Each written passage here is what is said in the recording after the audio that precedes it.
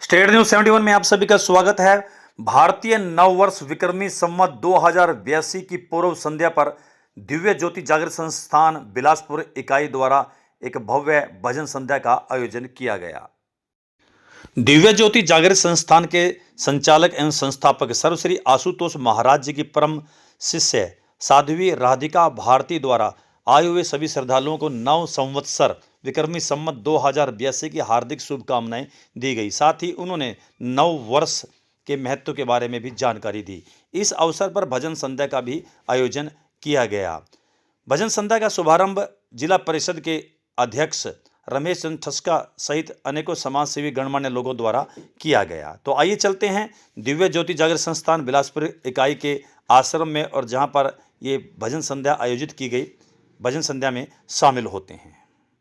ये दिन वही दिन है जिस दिन दयानंद सरस्वती जी ने आर्य समाज की स्थापना कर व्यक्तियों के भीतर भारत की सभ्यता को पुनरोपित किया था।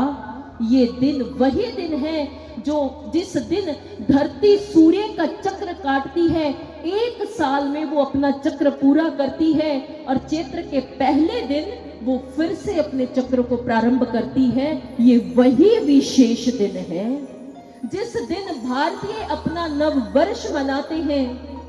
इसीलिए भारत के इस नव वर्ष के पीछे कोई रूढ़िवादिता, कोई कट्टरता नहीं है, बल्कि इसके पीछे सामाजिक, आध्यात्मिक और आर्थिक कारण है। इसीलिए भारतीयों का नव वर्ष कब है? भारतीयों का नव वर्ष कब है? कल है। मतलब कल आने वाले दिन जो है वो भारतीयों का नव वर्ष है।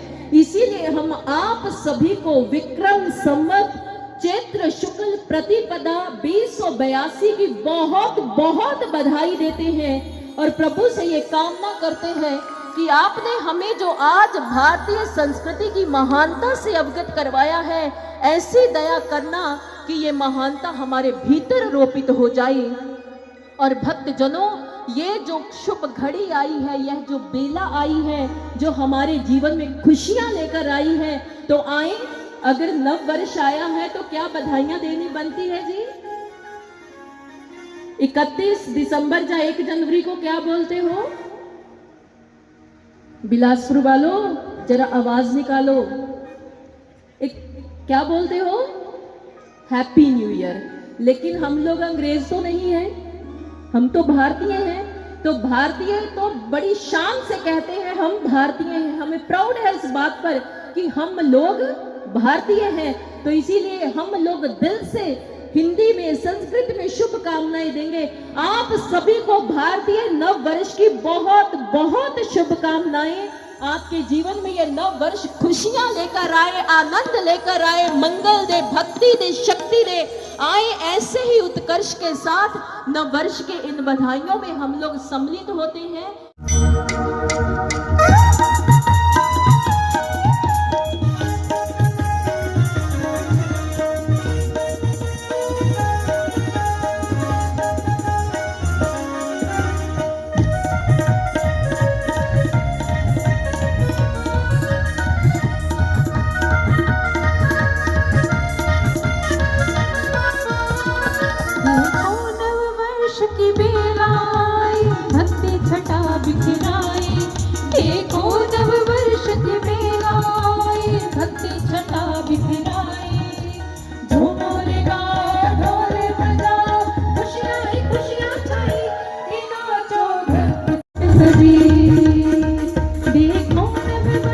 हेलो भाई, भारतीय होने पर किस किस को गर्व है?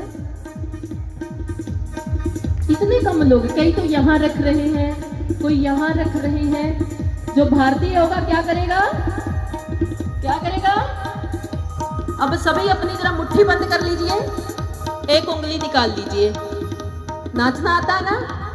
साथ साथ में नव वर्ष की खुशियां मनानी है और बधाइयां गानी है। क्या कहना है? आइए। देखो नव वर्ष की बेलाई, भक्ति छटा बिखराई। देखो नव वर्ष की बेलाई, भक्ति छटा बिखराई। झूमो रे गाओ, ढोल बजाओ, खुशियां ही खुशियां छाई कि नाचो सभी।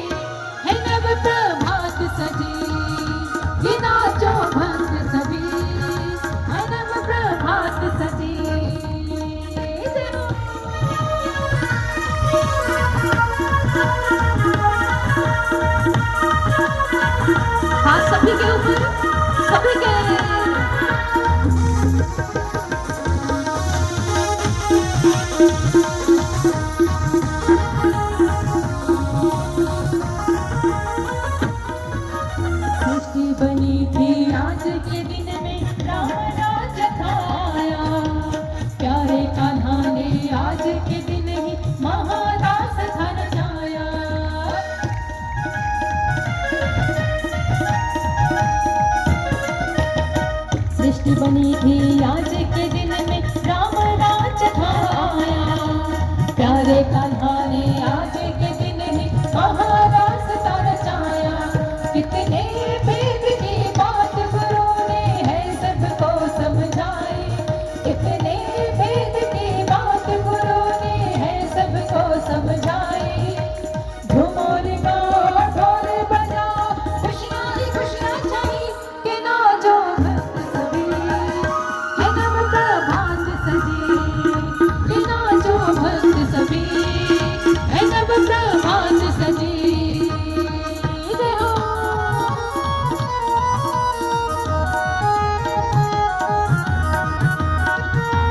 सभी ताली बजाइए उसे।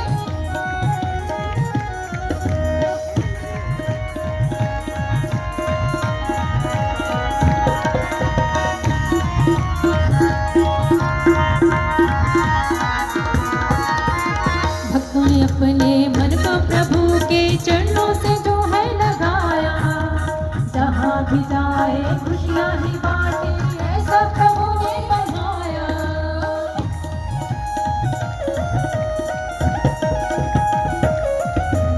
भक्तों ने अपने मन को प्रभु के चरणों पे जो है लगाया। जहाँ भी जाए खुशियाँ ही बांटे ऐसा प्रभु ने बनाया। स्वागत करते हैं सारी सृष्टि धरती है सारी सजाई। स्वागत करती है सारी सृष्टि धरती है सारी सजाई। झूमर गाओ ढोल बजाओ खुशियाँ ही खुशियाँ छाई। ये नाचो भक्त सभी है नव प्रभात सजी। ये नाचो भक्त सभी है नव प्रभात सजी।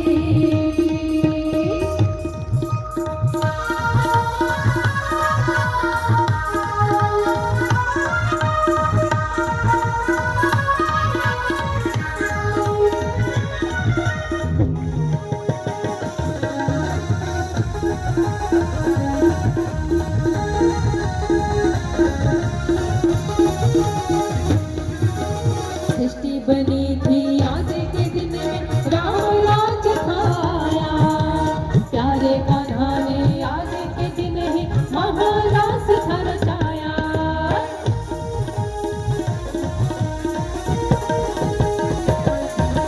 सृष्टि बनी थी आज के दिन में राम राज आया। प्यारे कान्हा ने आज के दिन ही महारास्ता रचाया। कितने भेद की बात गुरु ने है सबको समझाई। कितने भेद की बात गुरु ने है सबको समझाई। झूमर गाओ ढोल बजाओ खुशियाँ ही खुशियाँ छाई। कि नाचो भक्त सभी है नव प्रभात सजी। कि नाचो भक्त सभी है नव प्रभात सजी। कि नाचो भक्त सभी है नव प्रभात सजी। कि नाचो भक्त सभी है नव प्रभात सजी। है नव प्रभात सजी। है नव प्रभात सजी। है नव प्रभात सजी। अगर उसका आचरण मर्यादित है, अगर उसके आचरण में संस्कृति है, तो वो व्यक्ति भारतीय है। अगर भले ही भारत में रह रहा हो, लेकिन अगर उसके आचरण में मर्यादा नहीं, संस्कृति नहीं, सम्मान नहीं, तो वो भारत में रहकर और भारत में जन्म लेकर भी भारतीय नहीं है। क्योंकि भारत अपने मूल्यों से, भारत अपनी मर्यादा से जाना जाता है, अपनी संस्कृति से जाना जाता है। इसीलिए भारत महान है और इसीलिए भारत को मुकुटमणि कहा गया है। लेकिन आज मेरे भारत के अंदर ऐसे हमें दयनीय दृश्य देखने को मिलते हैं। आज हर एक व्यक्ति पश्चिमी सभ्यता के पीछे भाग रहा है कि हम लोग पश्चिम का अनुकरण कर लें, पश्चिमी सभ्यता को अपना लें, वैसे वस्त्र पहन लें, वैसी भाषा बोल लें, वैसा खान पान कर लें, तो शायद हम लोग बहुत मॉडर्न हो जाएंगे। देर रात तक घर से बाहर रहना, पश्चिमी सभ्यता के कपड़े पहनना, ये कोई आधुनिक होने की, मॉडर्न होने की कोई पहचान नहीं है। सही मायने में मॉडर्न कौन है?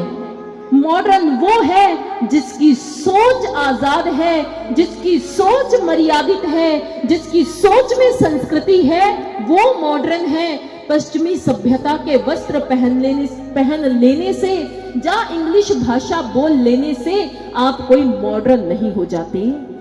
हम आज आपको ये भी बताना चाहेंगे, जैसे आपको अभी बताया कि 1 अप्रैल आपने अच्छे से समझ लिया, 1 अप्रैल का तथ्य समझा ना सभी ने।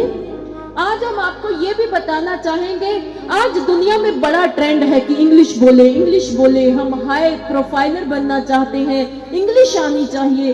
बच्चे भी आजकल कोचिंग ले रहे हैं। हम लोग सीबीएसई, आईसीआईसी बोर्ड ना जाने कितने लाखों रुपए देकर अपने बच्चों को पढ़ा रहे हैं। क्यों? सिर्फ एक इंग्लिश सिखाने के लिए? इतने लाखों रुपया हम सीबीएसई बोर्ड या आईसीआईसी बोर्ड में क्यों दे रहे हैं? सिर्फ बच्चों को इंग्लिश सिखाने के लिए। हम ये नहीं कहते कि कोई भाषा बुरी होती है, हम ये नहीं कहते, सारी भाषाएं सम्माननीय हैं, लेकिन हम भारतीयों को ये बताना चाहते हैं किसी एक के पीछे दौड़ लगा लेना गलत बात है। इंग्लिश सिखाने के लिए हम लोग ये सब काम करते हैं। जानते हैं इंग्लिश कहां से आई थी? जो आज जिसका इतना ट्रेंड हो चुका है, जो ट्रेंडी है, लोग क्रेजी हैं उसके पीछे, वो आई कहां से थी?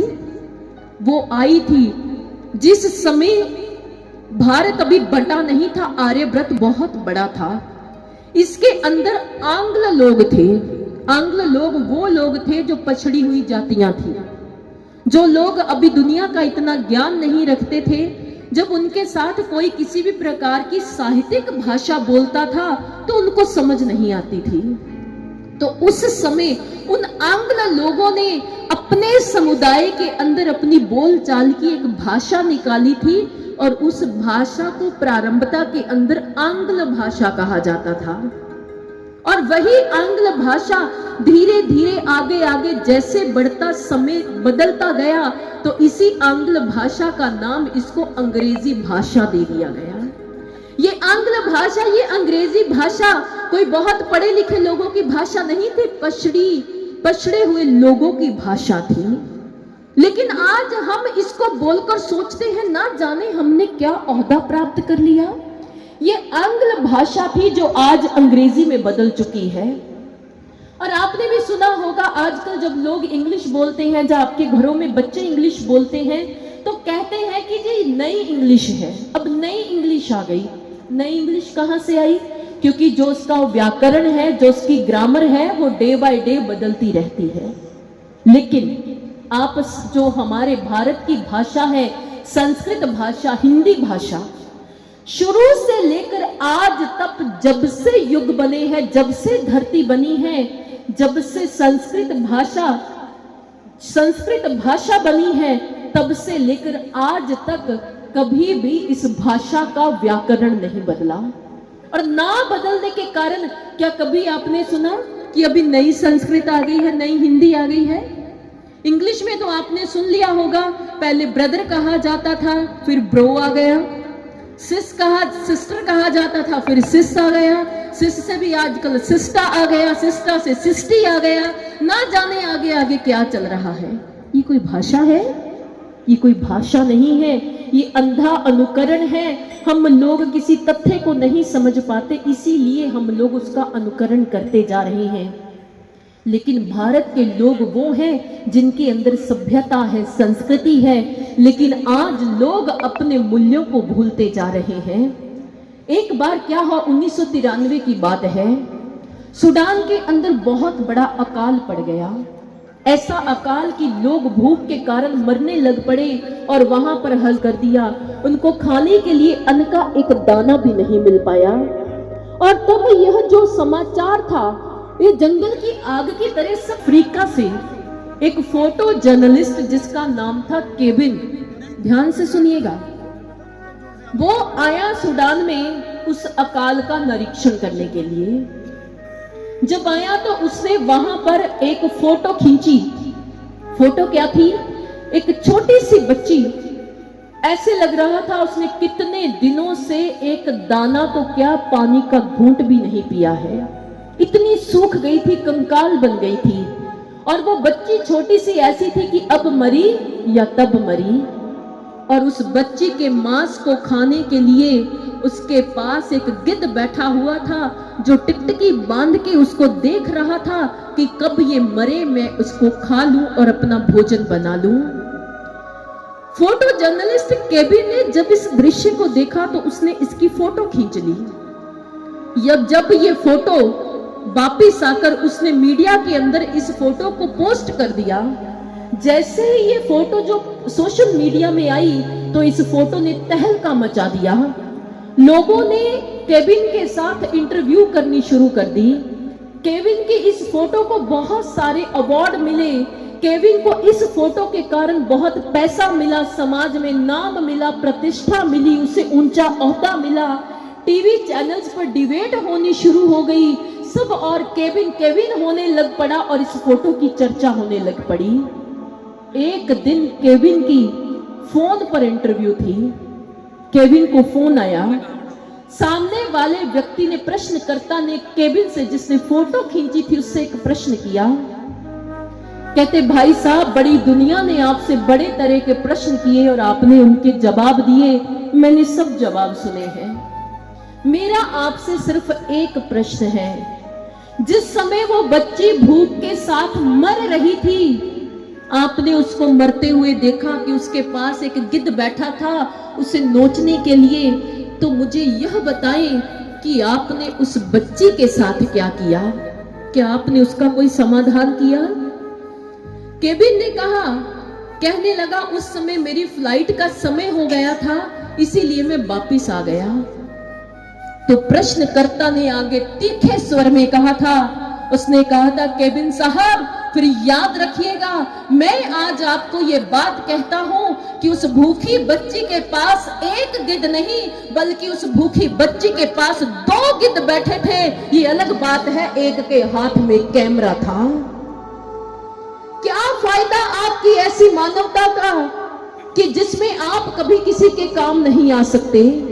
क्या फायदा आपके ऐसे संस्कारों का कि जब आप किसी जरूरतमंद की सहायता नहीं कर सकते? क्या फायदा आपके ऊंचे ओहदे का कि जब आप कभी किसी जरूरतमंद के पास जाकर उसका हाल चाल नहीं पूछ सकते, उसकी समस्या का हल नहीं कर सकते? उस प्रश्नकर्ता ने कहा, केविन साहब, फिर उस मरती हुई बच्ची के पास एक गिद्ध नहीं, बल्कि 2 गिद्ध बैठे हुए थे।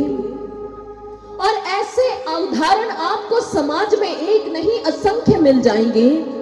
ब्रिटेन के प्रिंसेस डायना, एक बार उसका रोड एक्सीडेंट हो गया और उस समय वह लहूलुहान हो गई और सड़क पर गिरी हुई थी, दर्द से कराह रही थी। जब लोगों ने डायना को एक्सीडेंट होने के बाद लहू से लथपथ सड़क पर गिरे हुए देखा, तो उस समय जानते हैं वहां पर बहुत लोगों की भीड़ एकत्र हो गई। किसी ने भी डायना को उठाकर हॉस्पिटल लेकर जाना लाजमी नहीं समझा कि ये दर्द से मर रही है, ये जिंदगी और मौत की लड़ाई लड़ रही है। हर व्यक्ति ने अपना कैमरा निकाला और डायना की फोटो और उसकी वीडियो बनानी शुरू कर दी, ताकि हम अपने चैनल पर सबसे पहले डालकर लोगों की वाहवाही लूट लें, पैसा ले लें, लोगों में अपना नाम कर दें। लेकिन लोगों ने अपनी मानवीयता को खो दिया। आज ये दृश्य जो हमें कभी विदेशों में देखने को लिए मिलते थे, लेकिन भारतीयों, आज ये दृश्य हमें भारत में भी देखने को मिलते हैं। आज कभी किसी की सड़क दुर्घटना हो जाए, आज लोगों में ये बड़ी बात ट्रेंड कर रही है। कहते कभी किसी दुर्घटनाग्रस्त व्यक्ति को बचाने जाए ना, फायदा नहीं होता। उन्होंने कहा पुलिस केस बन जाता है, पुलिस के चक्कर लगाने पड़ते हैं, बार बार थाने जाना पड़ता है, इसीलिए हम किसी को बचाने नहीं जाते। आपने भी बहुत बार रोड एक्सीडेंट देखे होंगे और वहां से 9-11 हो जाते हैं। लेकिन आप एक बात सोचें, भले ही आपको किसी प्रकार की दिक्कत सहनी पड़ती होगी, लेकिन जब आप किसी जरूरतमंद को सहायता प्रदान करते हैं ना, तो याद रखिए उस समय भगवान आपके ऊपर प्रसन्न होकर आपको अपना आशीर्वाद प्रदान करता है। वो आपको अपने गले समृद्ध के माध्यम से कर रहे हैं। दिव्य ज्योति जागृति संस्थान के इस पवित्र प्रांगण में आज की इस भजन संध्या कार्यक्रम में उपस्थित सभी प्रभु प्रेमियों का बहुत बहुत हार्दिक अभिनंदन है, स्वागत है आप सभी का। इस संस्थान के इस आश्रम के अंदर जितने भी हमारे श्रद्धालु, हमारे अतिथिगण, जितने भी लोग यहाँ पहुंचे हैं। अब एक रस्म को अदा करते हैं, दीप प्रज्वलन की रस्म, जो हमें ये दिशा देती है कि हमें अंधकार से प्रकाश की ओर जाना है, अज्ञानता से ज्ञान की ओर जाना है। ये उसका प्रतिबिंब है। तो उस दीप को प्रज्वलित करने की रस्म को अदा करते हैं। मैं मंच के पास कुछ अतिथिगणों को बुलाना चाहूंगा। ये तो आज की सभा में हमारे बहुत सारे अतिथिगण इस सभा में के अंदर विराजित हैं, लेकिन हमारे लिए पॉसिबल नहीं है कि सबको यहाँ मंच के पास ले आएं। इसलिए जिन जिन के नाम मैं यहाँ से अनाउंस करता हूँ, उन सभी से मेरा आग्रह रहेगा, कृपया आप अपने जूते उतार करके एक एक करके मंच के पास आ जाइएगा। और बाकी अगर जिनके नाम मैं नहीं बोल पाऊँ तो उनसे मैं पहले ही क्षमा प्रार्थी हूँ। मैं बार बार कहता हूँ कि आप हमारे अतिथि हैं, आपका बहुत सम्मान है, लेकिन संभव नहीं होता है कि सभी को किसी रस्म में बुला करके उस रस्म को अदा किया जा सके।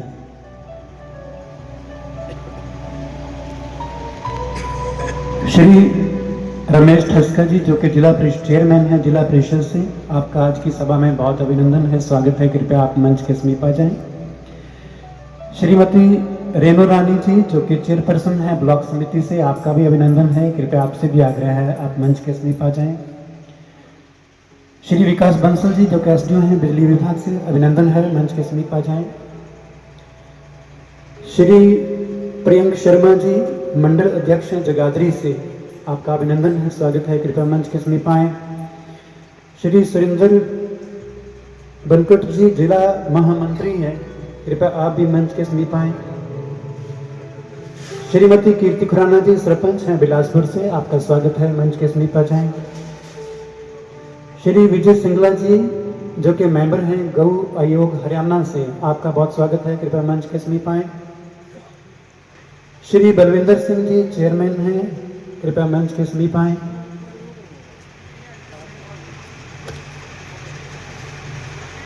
श्री सुरेंद्र सिंगला जी, प्रताप नगर से हैं, कृपया आप भी मंच के समीप आ जाएं। मास्टर सुरेश जी मोड़ी से हैं, मंच के समीप आए, कृपया आप भी। श्री धर्मपाल सैनी जी, सडोरा से हैं, कृपया आप भी मंच के समीप आ जाएं। सरदार परमजीत सिंह जी, उनकी धर्मपत्नी श्रीमती गुरजीत कौर जी, जो कि मेंबर है जिला परिषद से, आपसे भी आग्रह है, कृपया आप भी मंच के समीप आ जाएं और सभी मिलकर के प्रभु के पावन। अभी अभी अपने कबीर जी की वाणी को सुना। उन्होंने कहा, जब जीवन में गुरु आता है तो मस्तक पर हाथ रखकर भगवान का दर्शन करवाता है। और इसीलिए आज हम जो आपको ये बात बताने आए हैं, ये बात भी हम आपको कोई पढ़ी पढ़ाई या रटी रटाई बात नहीं बताने आए, बल्कि दिव्य ज्योति जागृति संस्थान के जो कर्ता धर्ता है, जो संस्थापक हैं, संचालक हैं, दिव्य गुरु श्री गुरु आशुतोष महाराज जी, उनकी कृपा से हम सभी ने उस भगवान का अपने भीतर दर्शन किया है। उस कसौटी के अनुसार जो धार्मिक ग्रंथों में निहित है, धार्मिक ग्रंथों की कसौटी को साथ लेकर हमने उस भगवान का अपने भीतर दर्शन किया है। और आप ये संत समाज जो मंच पर बैठ रहे हैं, केवल यही ही नहीं, समाज के अंदर करोड़ों लोगों ने दिव्य गुरु आशुतोष महाराज जी से उस ब्रह्म ज्ञान को प्राप्त कर अपने घट में भगवान का दर्शन किया है। क्योंकि श्री गुरु महाराज जी ने यह संकल्प लिया है कि वो समाज में क्रांति और मानव में शांति लाएंगे। और मानव में शांति आने का समाधान यही है कि मानव उस ब्रह्म ज्ञान से जुड़ के अर्थात भगवान का दर्शन करके अपने भीतर में भगवान के साथ जुड़कर अपने जीवन का निर्वाह करे। इसीलिए आज आप ये दिव्य ज्योति जागृति संस्थान से जो भी कार्यक्रम को श्रवण कर रहे हैं, ये केवल कार्यक्रम की एक छोटी सी झांकी है। और ये संत समाज भी केवल इतना ही नहीं है, बल्कि दिव्य ज्योति जागृति संस्थान में श्री गुरु आशुतोष महाराज जी के पास 10,000 से या ज्यादा युवा साधक सन्यासी हैं, जिन्होंने अपने भीतर भगवान को देखकर उन्होंने ऐसे भारत की महिमा को जाना, जिसे जानने के पश्चात आज गली गली कूचे कूचे में निकल चुके हैं लोगों को यह बताने के लिए कि आप भी अपने घट में भगवान को देख सकते हैं। और ये अशांत समाज फिर से शांत होगा। और इसी अशांत समाज को शांत करने का बीड़ा उठाया है दिव्य गुरु श्री गुरु आशुतोष महाराज जी ने। इसीलिए कहा किसी ने कि सूरज के ढलने से शाम होती है, चांद की रोशनी से चांदनी होती है। सूरज के ढलने से शाम होती है, चांद की रोशनी से चांदनी होती है। जो घट में ही भगवान को दिखा दे वही पूर्ण सद्गुरु की पहचान होती है, वही पूर्ण सद्गुरु की पहचान होती है। इसीलिए विवेकानंद जी ने भी गुरु महिमा में कहा, उन्होंने कहा the relationship with the guru is the greatest in my life, my first preference is to guru is the truth upon my life. उन्होंने कहा कि गुरु वही शाश्वत संबंध है जो हमें भगवान का दर्शन करवाता है, हमारे सर के ऊपर हाथ रखकर, हमारे दिव्य नेत्र को खोलकर हमारे भीतर ही भगवान को दिखा देता है, भगवान को जना देता है। इसीलिए ये संत समाज एक ऐसे ही संकल्प को धारण करके चला है दिव्य गुरु श्री गुरु आशुतोष महाराज जी के कृपा हस्त स्थले कि समाज में शांति अवश्य आएगी, विश्व एक दिन शांत अवश्य होगा। और यही शांति का नारा लेकर यह दिव्य ज्योति जागृति संस्थान आज आप ही के शहर में आपके मध्य आया है। और दिव्य ज्योति जागृति संस्थान का यह जो गान है, जो इसका लक्ष्य है, जो इसका बीड़ा है, आइए हम सभी लोग मिलकर उसको श्रवण करते हैं और उसमें सम्मिलित होते हैं।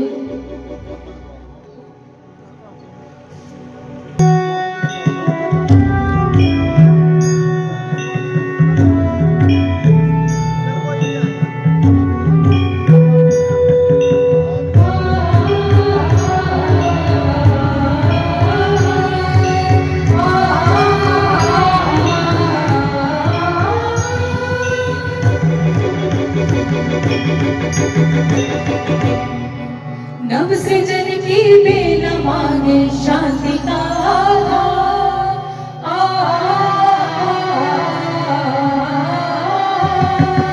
नव सृजन की बेल मांगे शांति का आधार। विश्व शांति मांगे हमसे हो, विश्व शांति मांगे हमसे। सब में हो सदाचार, सब में हो सदाचार। दिन विश्व शांति होगी जब हर जन के भीतर दिव्य क्रांति।